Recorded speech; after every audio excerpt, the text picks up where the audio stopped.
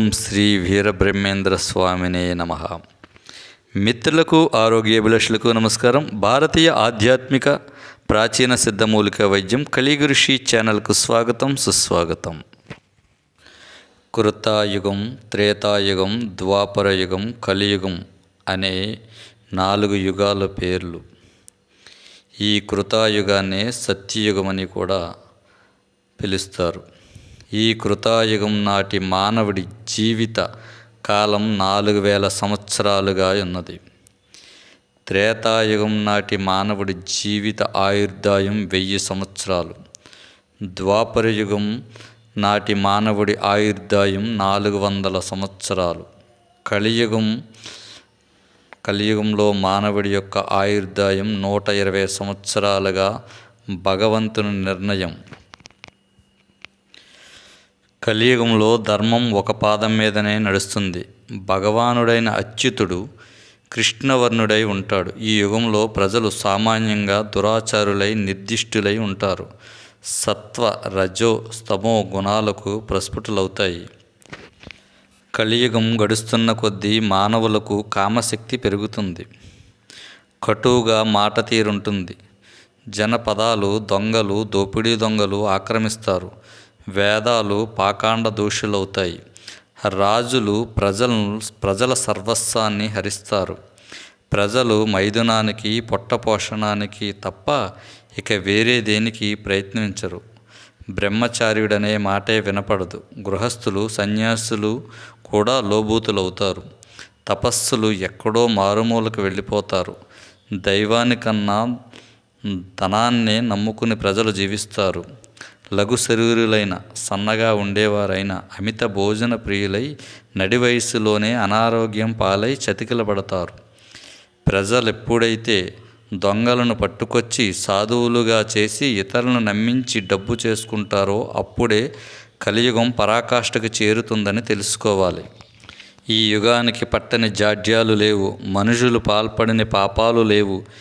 ఇంకా కొందరు సజ్జనులు మిగిలే ఉంటారు. వారికి సుఖజీవనాన్ని ప్రసాదించే సాధనం ఒక్కటే, అదే శ్రీకృష్ణ సంకీర్తనం. ఆ సంకీర్తనము ద్వారానే మనిషి సంసారం అనే మహాబంధనంలో చిక్కుకోకుండా కర్మిష్టిగా జీవించగలడు. జనన మరణాల ఉచ్చు నుండి తప్పించుకోగలడు. కృతాయుగంలో ధ్యానం, త్రేతాయుగంలో జపం, ద్వాపరయుగంలో దేవునికి సేవ, కలియుగంలో ఆయన గుణలీల నామ సంకీర్తనం ముక్తిదాయకాలు. ప్రళయం నైమితికామని, ప్రాకృతికామని అని 2గా చెప్పబడింది. 4000 యుగాలకొకమారు వచ్చే ప్రళయాన్ని బ్రహ్మలయమని, నైమిత్తిక ప్రళయమని అంటారు. ఇది కాక కొన్ని కల్పాలకొకమారు వచ్చే ప్రాకృతిక ప్రళయం బ్రహ్మలయం.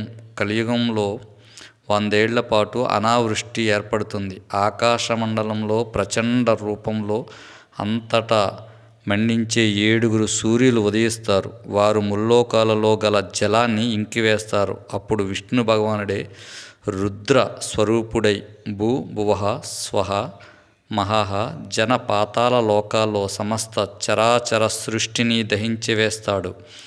తరువాత సంవర్తకములైన పేరుగల మేఘాలను సృష్టిస్తాడు. అవి 100 ఏళ్ల పాటు భయంకర వృష్టిని అలా కురిపిస్తూనే ఉంటాయి. విష్ణురూపుడైన వాయువు మిక్కిలి వేగంతో 100 ఏళ్ల పాటు వీస్తాడు. అప్పుడు ప్రపంచమంతా సముద్రమే అయిపోతుంది.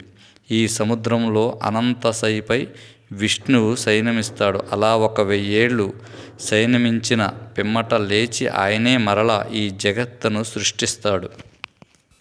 ఇప్పుడు ప్రాకృతిక ప్రళయాన్ని వర్ణిస్తాను. బ్రహ్మ వార్షిక లోక 100 పూర్తి కాగానే, అంటే బ్రహ్మగారి ఆయుష్ పూర్తి కాగానే భగవంతుడైన శ్రీహరి తన యోగ బలంతో సమస్త సృష్టిని బ్రహ్మగారితో సహా తనలో లీనం చేసుకుంటారు. బ్రహ్మాండమైన వర్షాలు 100 వర్షాల పాటు కురిసి బ్రహ్మాండమంతా జలమయమైపోతుంది. బ్రహ్మ ఆయువు పూర్తి అయి మరొక బ్రహ్మగారు ఉదయించే కాలం దగ్గర పడగానే శ్రీహరి శయనం 100 ఏళ్ళు కూడా పూర్తి కాగా అవ్యక్త క్రమం నుండి మరల వ్యక్తభూతమై చరాచర జగత్తు సృష్టింపబడుతుంది. అలాగే కలియుగం అంతం నాటికి మనిషి ఆయుర్దాయం 16 సంవత్సరాలుగా చెప్పబడుచున్నది. మితిమీరిన ఆహార పదార్థాలతో వచ్చే వ్యాధులే ఎక్కువగా ఉంటాయి. మనిషి యొక్క జీవన శైలి విధి విధానాలు మార్పులలో తప్పనిసరి వ్యాధులు సంక్రమిస్తాయి.